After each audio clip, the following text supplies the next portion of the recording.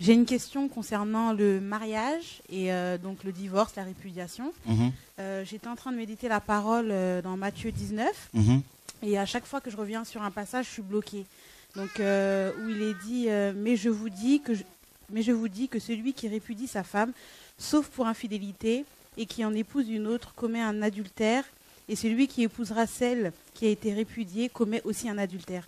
En fait, mon blocage, c'est sur sauf pour infidélité. Donc, est-ce qu'on peut comprendre par là que si une femme trompe son mari, elle a le droit donc d'être répudiée par son mari? Donc, elle peut être répudiée, oui.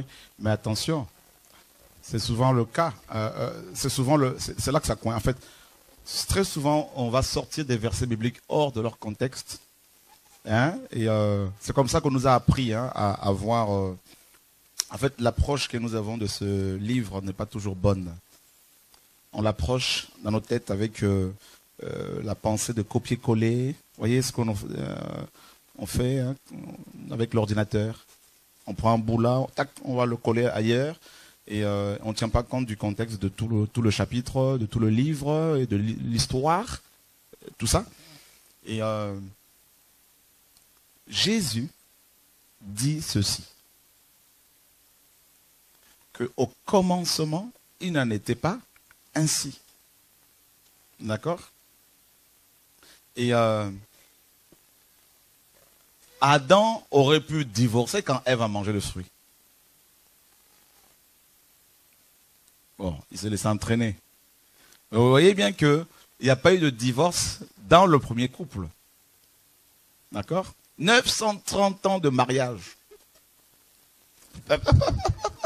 Parce que Adam n'a pas connu la période de l'enfance. Il a été créé homme tout de suite.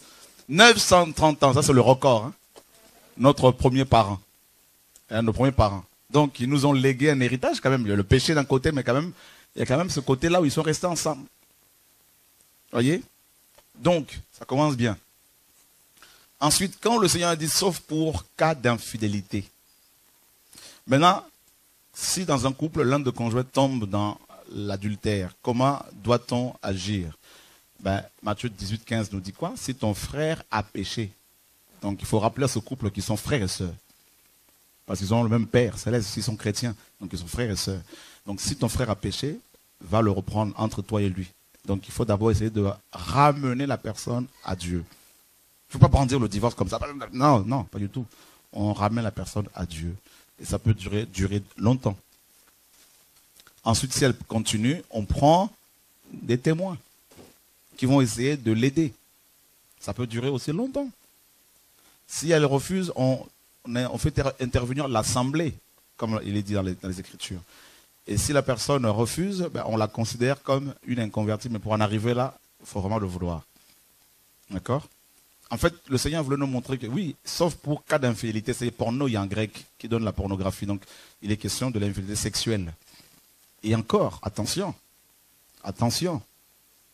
Il est dit dans Hébreux 12 que le mariage soit honoré de tous. 13. Que le mariage soit honoré de tous. Et le lit conjugal exempt de toute souillure. De souillure. Ça veut dire quoi? Chez les Hébreux, pour valider une infidélité sexuelle, il fallait attraper la personne en flagrant délit d'adultère. Et dans le lit conjugal. Donc, vous voyez, quand Jésus dit sauf pour cas d'infidélité, on ne voit pas tout ce qu'il y a autour. Dans le lit, c'est-à-dire tu pars au travail, tu retournes, tu rentres à la maison, tu trouves ta femme sur le lit ou ton mari sur le lit conjugal, qui est souillé. Sinon, c'est facile, tout le monde peut dire ma femme m'a trompé, mon mari m'a trompé. Ah oui, Dieu est le Dieu qui met des. Il met des. Il met pas des barrières, je dirais, oui, des limites pour. Il y a un cadre pour ne pas nous perdre. Voyez? Et la femme qui avait été surprise en flagrant, en plein adultère avec qui trompait son mari, vous vous rappelez dans Jean chapitre 8? Vous vous rappelez, non?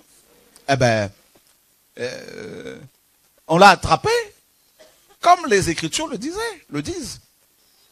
Mais bizarrement, ils ont laissé partir l'homme. C'était des machos, ces hommes-là.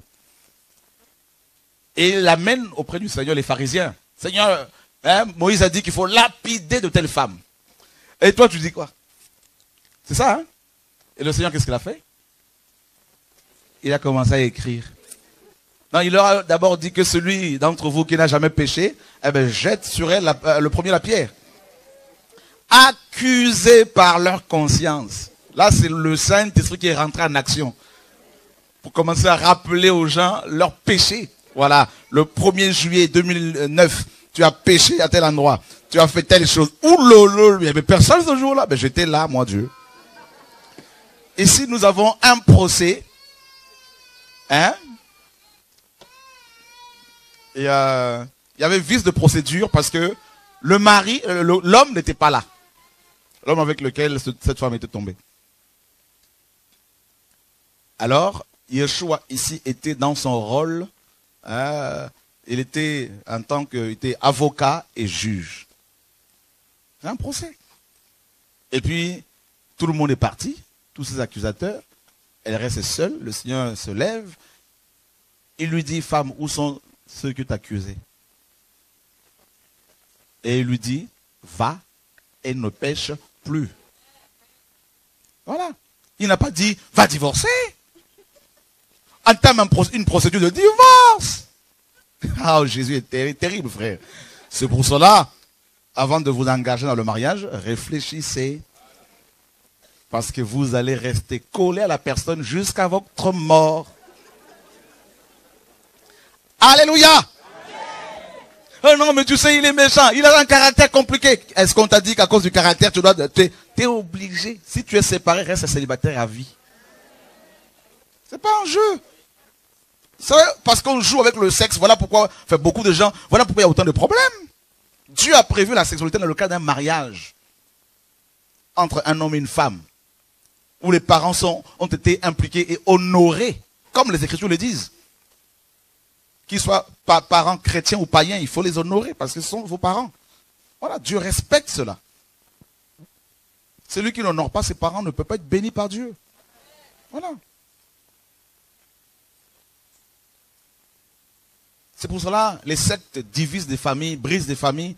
Dieu restaure la famille. Dieu aime la famille. On l'appelle le Père, on l'appelle, n'est-ce pas, le Père céleste. Il aime la famille. D'accord?